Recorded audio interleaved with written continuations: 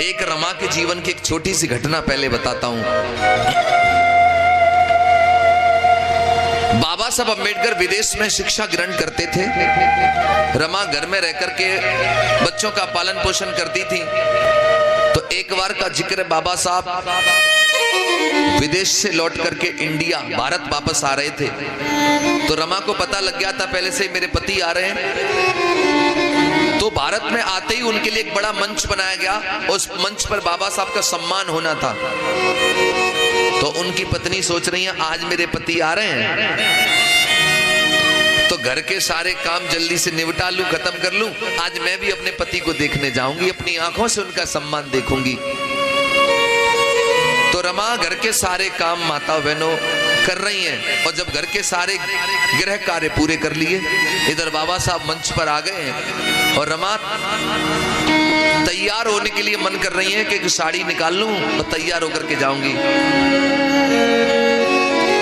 तो रमा ने जैसे ही बक्सा खोला, साड़ी निकाली और ऐसे करके जब साड़ी खोली तो साड़ी में जगह जगह छेद हो रहे थे। रमा की आंखों में साड़ी को देख करके आंसू आ गए। रमा सोचने लगी मेरे पति का मंच पे सम्मान होगा और ये फटी हुई साड़ी में पहन कर जाऊंगी तो मेरे पति की बेइज्जती ना होगी। लेकिन मेरे पास तो एक अच्छी साड़ी नहीं है पहनने के लिए, अब मैं क्या पहन के जाऊं? और मुझे पति का सम्मान देखना ही है।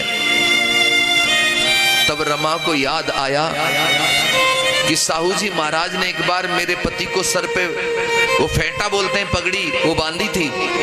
अगर साड़ी नहीं है तो क्या मैं उसी को साड़ी की तरह पहन करके चली जाऊंगी?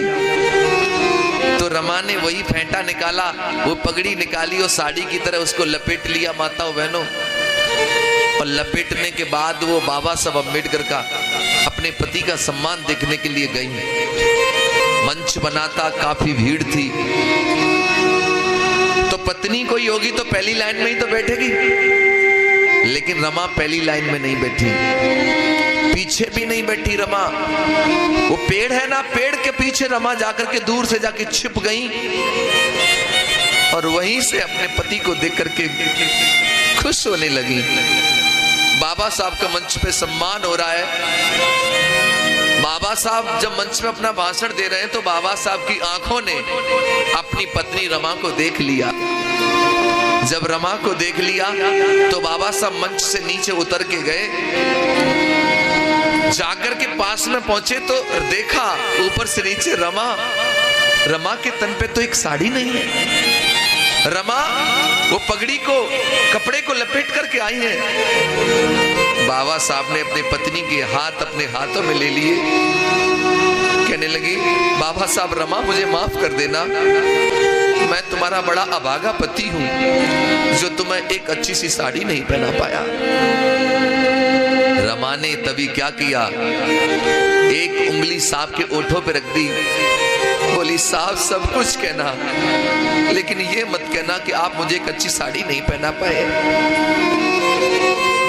रमा कहने लगी साहब अगर आज मैं आपसे कुछ मांगू तो क्या मुझे दोगे? बाबा साहब कहने लगे अरे रमा वैसे भी तूने मुझसे अब तक मांगा ही क्या है, मांगो रमा, क्या मांगना चाहती हो मांगो, आज जो तुम मांगोगी मैं वो तुम्हें दूंगा। बाबा साहब सोच रहे थे रमा कोई गहना मांगेगी, अच्छी साड़ी मांगेगी, ऐसा कुछ मांगेगी। तब रमा ने कहा साहब यदि आप मुझे कुछ देना चाहते हो तो मैं केवल इतना मांगना चाहती हूं कि रमा एक सुंदर साड़ी पहने न पहने, दुनिया में भारत में ऐसा काम करके जाना मेरे साहब जी कि रमा एक अच्छी साड़ी पहने न पहने, लेकिन भारत में रहने वाली हर महिला, हर औरत, हर रमा एक सुंदर साड़ी पहने, बस इतना सा काम करके तुम चले जाना। बाबा साहब कहने लगे अरे पगली क्या मांग लिया तूने? मैं तो सोच रहा था तुम मुझसे गहने मांगेगी, कपड़े मांगेगी, लेकिन तूने क्या मांग लिया? माताओं बहनों मैं तुम्हें यह कहना चाहता हूं कि आज तुम्हारे तन पर जो सुंदर साड़ी दिखाई दे रही है ये तब तुम्हारे तन पर एक सुंदर साड़ी है क्योंकि रमा ने कभी अच्छी साड़ियां नहीं पहन पाई, लेकिन बाबा साहब तुम्हें अच्छी साड़ियां पहनने का मौका दे गए। रमा के पास तो एक सुंदर साड़ी नहीं थी, लेकिन तुम्हारे पास इतनी साड़ियां हैं आज कि अलमारी का जब दरवाजा खुलता है तो साड़ियों की कतार आंगन में गिर जाती है और तुम सोच में पड़ जाती हो कि इसमें से कौन सी पहनूं। इतनी साड़ियां तुम्हारे पास है। लेकिन बाबा साहब की पत्नी तो उन दिनों गर्दिश में जी और अपना पूरा जीवन समाज के लिए लगा गई, तुम्हारे लिए सब कुछ कर गई। ऐसी थी रमा। लेकिन बड़ा दुख होता है मुझे, लेकिन बाबा साहब अम्बेडकर की चर्चा होती है तो 500 रुपए आदमी दिखाता है तो एहसान करता है कि मैंने 500 दे दिया, मैंने 200 दे दिया। अरे तुम्हारे 200 ज्यादा है कि बाबा साहब का जीवन ज्यादा है, रमा का जीवन ज्यादा है। बड़ा दुख होता है मुझे कि जिन्होंने अपना संपूर्ण जीवन, अपना पूरा जीवन समाज के लिए समर्पित कर दिया, आज वही समाज के लोग अपने घरों से निकलने में शर्म महसूस करते हैं। नौटंकी तमाशों में अपना बिस्तर लेके पहुंच जाएंगे, लेकिन बाबा साहब का कार्यक्रम सुनने के लिए उन्हें हाथ जोड़ने पड़ते हैं, आ जाओ सुनने के लिए, आ जाओ सुनने के लिए। ये हालत बनाई है तुमने अपने महापुरुषों की। एक याद रखना एक बात, इंसान को जीवन में कोई चीज तब मिलती है जब इंसान उसकी कीमत चुकाता है। तुम ये कपड़े पहने हो ना, ये कपड़े भी तब पहने हो पहले इनकी कीमत चुकाई है तुमने। ये साउंड भी तब बज रहा है, इसकी कीमत चुकाई गई है। ये टेंट तब लगा, इसकी कीमत चुकाई गई है। ये घड़ी भी तब हाथ में है क्योंकि पहले इसकी कीमत दे दी है मैंने। ये कैमरा भी तब लगा, इसकी कीमत चुकाई गई है। ये बाजा भी तब बजता कि पहले इसकी कीमत चुकाई है। यानी पहले कीमत तो चीज बाद में मिलती है। मैं पूछना चाहता हूं, एक चीज तुम्हें मिली, तुम भूखे मरते थे, खाने को भोजन नहीं होता तो मरा हुआ मांस भी खा जाते थे पेट भरने के लिए, लेकिन आज ताजा बढ़िया भोजन करते हो। मैं पूछना चाहता हूं, इस ताजे भोजन की कीमत तुमने चुकाई क्या? पानी के लिए तुम तरस जाते थे, पीने को पानी नहीं मिलता था, लेकिन आज बिसलरी का पानी पीते हो, क्या इसकी कीमत तुमने चुकाई? मान सम्मान तुम्हारी जिंदगी में नहीं था, कमर में झाड़ू, गले में हांडी होती थी, लेकिन आज गले में मालाएं पड़ती है, सम्मान होता है, क्या इसकी कीमत तुमने चुकाई? मैं पूछना चाहता हूं, आप लोगों को गाड़ियों में बैठने का कोई अधिकार नहीं था? बाबा साहब जब एक बार अपने गोरे गांव जा रहे थे तो रात हो गई थी, बैलगाड़ी वाले ने बिठा लिया, सूट बूट देख करके रास्ते में जात पूछ ली, कौन जाति के हो? बाबा साहब ने कहा माहर जाति का हूं। रास्ते में गाड़ी रोक करके बाबा साहब का सामान नीचे फेंक दिया, उतर नीचे। मैंने तो कोट पैंट में समझ लिया था कसाद अच्छे घर का होगा, तू तो नीचे जाति का है। बाबा साहब ने कहा अंधेरा हो गया, मैं कहां जाऊंगा, मुझे ले चलो। तो बैलगाड़ी वाले ने कहा कि नवाबों की तरह बैठूंगा मैं, गाड़ी तू हांकेगा, डबल किराया लूंगा। बैलगाड़ी से भी उतार दिया था, लेकिन आज तुम ट्रेन तो छोड़ो, हवाई जहाज की भी यात्रा कर सकते हो। क्या तुम्हें कोई धक्के मारता है? तो मुझे बताओ, इन हवाई जहाज में भी यात्रा करने का अधिकार तुम्हें किसने दिया? इसकी कीमत तुमने चुकाई क्या? ये मान सम्मान, धन दौलत, शानो शौकत जो तुम्हारे जीवन में आज भरा पड़ा है, इसके लिए तुमने कौन सा बलिदान दिया बताओ? अगर इसकी कीमत किसी ने चुकाई है, कोई खून के आंसू रोया है, तो केवल माता रमाबाई और बाबा साहब अम्बेडकर जी हैं, जिनकी वजह से आज तुम्हारे जीवन में सब कुछ आ गया है। मैं माता रमाबाई का त्याग दर्शन आपको बताने के लिए जा रहा हूं और एक निवेदन करूंगा जो अभी किया था। बीच में बात नहीं करेंगे, ताली नहीं बजाएंगे, उठेंगे नहीं। और अगर मैं गाऊं और सुनते समय अगर आंखों में आंसू आए तो दोनों हाथ जोड़ करके निवेदन है, आंसुओं को रोकना मत।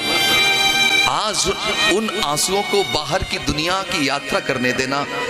वो आंसू आज आपको एहसास कराएंगे कि ये जीवन, इतना सुंदर जीवन कैसे बन गया। सुनो, कैसे जीवन में आई ये खुशियों की सौगात, थाम के दिल सुनना सभी, ये दर्द भरी है बात, दर्द भरी है बात, अश्क में रोक न पाऊं, रमाबाई का त्याग आज मैं तुम्हें सुनाऊं।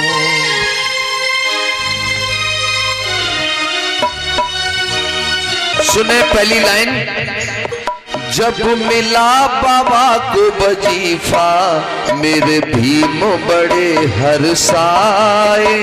हो मिला बाबा को वजीफा मेरे भीम बड़े हर्षाए। लेके वजीफा भीम जी तब रमा के पास में आए। परम पूज्य बाबा साहब को जब पहली बार सियाओजी राय गायकवाड़ जी से विदेश पढ़ने के लिए 25 रुपया अनुदान यानी वजीफा के रूप में मिला, तो वो 25 रुपया लेकर के बाबा साहब अपनी पत्नी के पास में आए और कहने लगे, रमा मुझे विदेश पढ़ने के लिए अवसर मिल गया है, मौका मिल गया है। क्या बोले? कहने लगे जब विदेश पढ़ूंगा, कहने लगे जब देश पढ़ूंगा, कहने लगे जब विदेश पढ़ूंगा, अनुमति रहे मांग रमा का। ना सुनाऊं भीम की महिमा गाऊं, हो रमा का त्याग सुनाऊं, भीम की महिमा गाऊं।